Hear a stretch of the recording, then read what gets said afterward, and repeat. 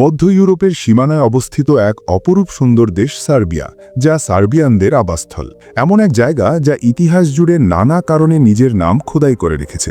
এই হলো Serbia, Serbian জনগণের মাতৃভূমি। এই দেশটির কোনো সমুদ্র নেই, বরং এটি পুরোপুরি অন্যান্য বলকান এবং ইউরোপীয় দেশ দ্বারা বেষ্টিত। উত্তরে হাঙ্গেরি, ক্রোয়েশিয়া আর রোমানিয়া, পশ্চিমে বসনিয়া আর দক্ষিণে মন্টেনেগ্রো আর বুলগেরিয়া। কিন্তু আসল রহস্য লুকিয়ে আছে এর দক্ষিণ সীমান্তে, কোসোভো। সার্বিয়া আজও কোসোভোকে স্বাধীন দেশ হিসেবে স্বীকার করে না, আর এই দুই দেশের বর্ডার পাহারা দেয় খোদ ন্যাটোর সৈন্যরা। কেন এত উত্তেজনা? এর উত্তর লুকিয়ে আছে সার্বিয়ার রক্তমাখা ইতিহাসে। ভাবতে পারেন, মাত্র একজন মানুষের হাতে পুরো পৃথিবীর ইতিহাস বদলে যেতে পারে। 1914 সালে গ্যাব্রিলো প্রিন্সিপ নামের এক সার্বিয়ান যুবক অস্ট্রো হাঙ্গেরিয়ান সিংহাসনের উত্তরাধিকারীকে হত্যা করেন, আর ঠিক সেই ঘটনা থেকেই শুরু হয় প্রথম বিশ্বযুদ্ধ। বলা হয় সেই যুদ্ধে 10 লাখেরও বেশি সার্বিয়ান প্রাণ হারিয়েছিল। এখন যদি আপনি রাজধানী বেলগ্রেডে পা রাখেন, প্রথমেই একটা বড় ধাক্কা খাবেন। ইউরোপের একটা রাজধানী, অথচ এখানে কোনো মেট্রো রেল নেই। পুরো শহরের মানুষ নির্ভর করে বাস আর ট্রামের ওপর। আর যদি আপনি ট্যাক্সি নেওয়ার কথা ভাবেন, তবে সাবধান, সার্বিয়ার ট্যাক্সি চালকরা পর্যটক দেখলেই ফাঁদ পাতে। এয়ারপোর্ট থেকে শহরের দূরত্ব মাত্র 14 কিলোমিটার, অথচ এই টুকু পথের জন্য তারা আপনার কাছে 50 ইউরো পর্যন্ত চাইতে পারে। কিন্তু আপনি যদি চালাক হন, তবে এয়ারপোর্টের বাইরে দাঁড়ানো 72 নম্বর লাল বাসটিতে চড়ে বসবেন, যেটা আপনাকে একদম ফ্রিতে শহরের কেন্দ্রে পৌঁছে দেবে। হ্যাঁ, একদম ফ্রি। শহরের রাস্তা দিয়ে হাঁটার সময় একটা অদ্ভুত জিনিস খেয়াল করবেন। এখানের দালানগুলো 100 বছরেরও পুরনো, কিন্তু অসাধারণভাবে সংরক্ষিত। তবে ছবি তুলতে গেলেই মেজাজ খারাপ হবে।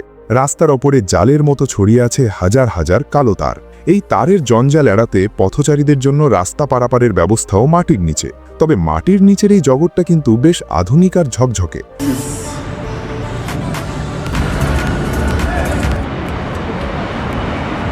আরেকটা অবাক করা বিষয় হলো সার্বিয়ার অর্থনীতি। ইউরোপের মাঝখানে থেকেও তারা ইউরো ব্যবহার করে না। তাদের টাকা দিনার। টাকার মান এতই কম যে 2000 দিনারের একটা নোটের মান মাত্র 17 ইউরোর সমান। গত বছর দেশটিতে মুদ্রাস্ফীতি ছিল 122%। তবুও জিনিসপত্রের দাম ইউরোপের অন্যান্য দেশের তুলনায় বেশ সস্তা। মাত্র 1.5 ইউরোতে আপনি 1 লিটার অরুণিক দুধ বা 1 ক্যান বিয়ার পেয়ে যাবেন। খাবারের কথায় আসি, সার্বিয়ানরা মাংসে আসক্ত। চেবাবি নামের এক ধরনের কাবাব এখানে পানির দরে পাওয়া যায়। মাত্র 3.5 ইউরোতে পেট ভর্তি মাংস। তবে রেস্টুরেন্টে একটা অদ্ভুত নিয়ম আছে, nothing is free. Sauce, bread বা এক্সট্রা যাই চাইবেন, সব কিছুর জন্য আলাদা টাকা গুনতে হবে।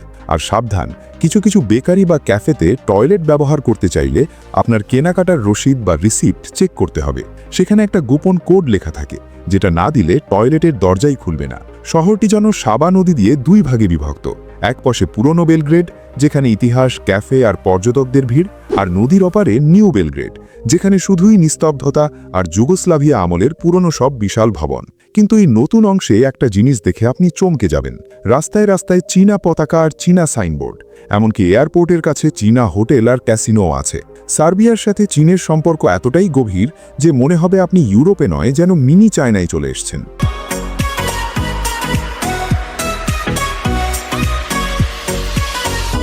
সার্বিয়ার নাইট লাইফ বা রাতের জীবন নিয়ে অনেক গল্প শোনা যায়। সূর্যাস্তের সাথে সাথে শহরের রূপ বদলে যায়।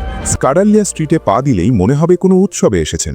তবে এখানকার নারীদের নিয়ে ইউরোপে জুড়ে একটা কথা প্রচলিত আছে, সার্বিয়ার নারীরা নাকি ইউরোপের অন্যতম সুন্দরী। তারা খুব খোলামেলা পোশাকে চলাফেরা করেন এবং অত্যন্ত আত্মবিশ্বাসী। তবে সাবধান, যদি আপনি আর্থিকভাবে সচ্ছল না হন, তবে এখানকার নারীদের মন জয় করা কঠিন হতে পারে। অনেক সুন্দরী সার্বিয়ান নারী এখন ধনী বিদেশি ইনভেস্টরদের জীবনসঙ্গী হিসেবে বেছে নিচ্ছেন। কিন্তু এত চাকচিক্যের আড়ালে একটা করুণ সত্য লুকিয়ে আছে। সার্বিয়ার জনসংখ্যা দ্রুত কমছে। 1993 সালে যেখানে জনসংখ্যা ছিল প্রায় 8 লাখ, আজ তা কমে 6 লাখে নেমে গেছে। এখানকার তরুণরা 30 বছরের আগে বিয়ে বা সন্তান নেওয়ার কথা ভাবতেই পারে না। কেরিয়ার আর বিনোদনের পেছনে ছুটতে ছুটতে একটা জাতি যেন ধীরে ধীরে সংকুচিত হয়ে যাচ্ছে। শহরটি নিরাপদ, মানুষজন বন্ধুত্বপূর্ণ। এমনকি এখানকার কবুতরগুলো মানুষকে ভয় পায় না, বরং খাবারের আশায় আপনার গায়ে এসে বসবে। কিন্তু মনে রাখবেন, সার্বিয়ানরা তাদের দেশ নিয়ে খুবই আবেগপ্রবণ। ভুলেও তাদের সামনে কোসোভো বা যুগোস্লাভিয়া নিয়ে তর্কে জড়াবেন না। পরিস্থিতি খারাপ হতে সময় লাগবে না। সবশেষে যে মানুষটির নাম না নিলেই নয়, নিকোলা টেসলা।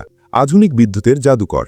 বেলগ্রেড এয়ারপোর্ট থেকে শুরু করে মিউজিয়াম, সব জায়গায় টেসলার জয় জয়কার। টেসলা চেয়েছিলেন তারবিহীন বিদ্যুৎ বা ওয়্যারলেস ইলেকট্রিসিটি সারা বিশ্বে ছড়িয়ে দিতে।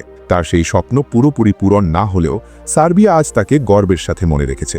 সমুদ্রহীন, ইউরোপীয় ইউনিয়নের বাইরে থাকা আর নানা দ্বন্দ্বে ঘেরা এই দেশটি আসলে এক রহস্যপুরী, যেখানে 100 বছরের পুরনো দালানের নিচে আধুনিক জীবন আর চীনের প্রভাব মিলেমিশে একাকার হয়ে আছে।